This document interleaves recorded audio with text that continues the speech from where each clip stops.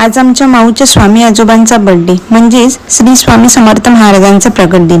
अक्कलकोट निवासी ब्रह्मांड नायक योगीराज दिगंबर दत्तावतार यांसारख्या अनेक नावांनी ओळखले जाणारे आपले स्वामी आजच्याच दिवशी अक्कलकोट येथे प्रकटले. आजचा दिवस इतका खास आहे ना की सकाळी लवकर उठले, महाराजांचा अभिषेक केला, त्यांची पूजा केली आणि काही मंत्रोच्चार सुद्धा केले. खरंच इतकं प्रसन्न वाटलं ना. भगवद्गीतेत म्हटल्याप्रमाणे तुमचे मन जर भक्तीकडे वळत आहे तर तुम्ही देवाला नाही तर देवाने तुम्हाला निवडले. आणि आज खरंच मला तसंच फील होते, कारण स्वामी जयंतीपर्यंत इकडे महाराष्ट्रात थांबण्याचा आमचा, जेव्हा आम्ही हैदराबादवरून निघालो होतो तेव्हा काहीही एक प्लॅन नव्हता, पण स्वामींची कृपा होती आणि माझ्या हातचा प्रसाद त्यांना खायचा होता मे बी, म्हणून आमचा योगायोग ठरला. गेले 2 महिने माझ्या सासूबाई स्वामींचे गुरुचरित्र वाचत आहेत आणि त्यांची आज 7 पारायणे पूर्ण झालीत आणि म्हणून त्याचीच पोथी समाप्ती होती.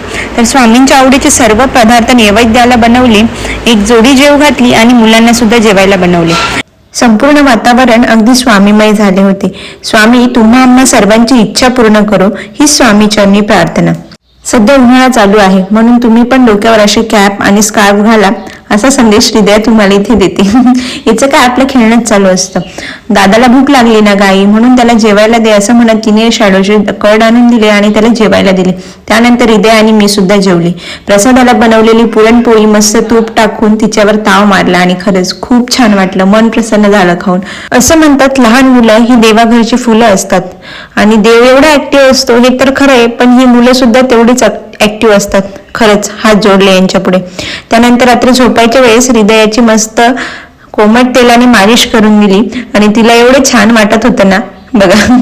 त्यानंतर तिला गोष्ट सांगितली, तिच्यासोबत गप्पा गोष्टी केल्या, तारक मंत्राचा सुद्धा जप केला आणि रात्रीचा शेवट सुद्धा स्वामीमय झाला. असे छान छान ब्लॉग्स पाहण्यासाठी सबस्क्राईब करा. बाय. श्री स्वामी.